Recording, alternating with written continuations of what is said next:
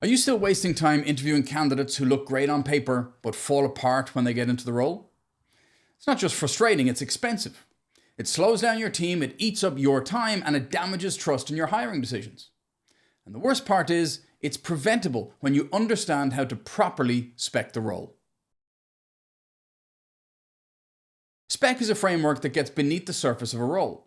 Most job specs focus on tasks or qualifications, but SPEC digs into what really drives performance in a given context. If we break it down, S is for skills. What technical abilities, soft skills, and experience are essential to perform. P is for personality. What traits will thrive in this role and within this specific team. E is for expectations. What does success look like in the first 3, 6, 12, or even 24 months? And C is for cultural fit. How does this person need to align with your company's values and environment? It's not just a checklist. When you properly spec the role, you create a clear, practical blueprint that goes way beyond tasks or titles. You need to define the person who will succeed. One of our clients needed a new sales lead. Their original job description emphasized KPIs and years of experience. But when we walked them through the SPEC framework, we discovered something else. What they truly needed was someone who was resilient, curious, and who could gel with a very tight-knit, high-trust team. The candidate they chose in the end didn't have the most experience, but they did fit the SPEC profile.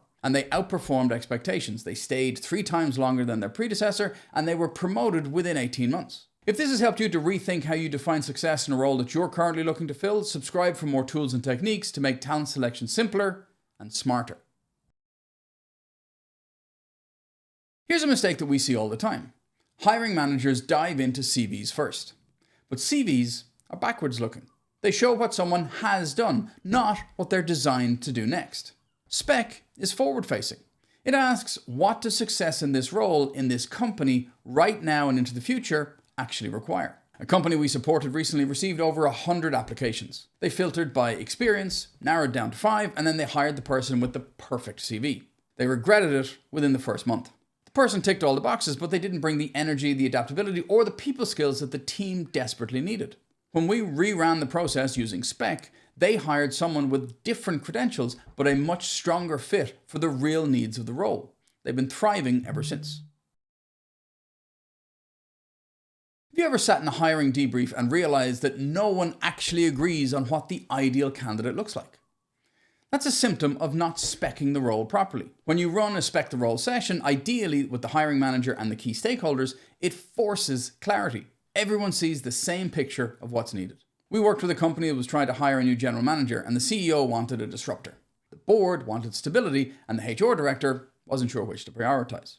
It was a deadlock until we ran a spec session. Turns out what they actually needed was a stabilizer who could rebuild systems and earn staff trust. Once that was clear, the whole hiring approach changed, and they finally hired someone who fit.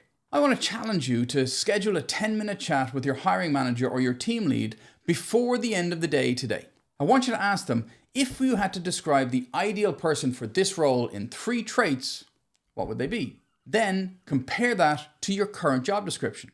If there's a gap, it's time to look at the spec. Hiring isn't just about filling seats, it's about predicting performance, and that starts with clarity when you properly spec the role.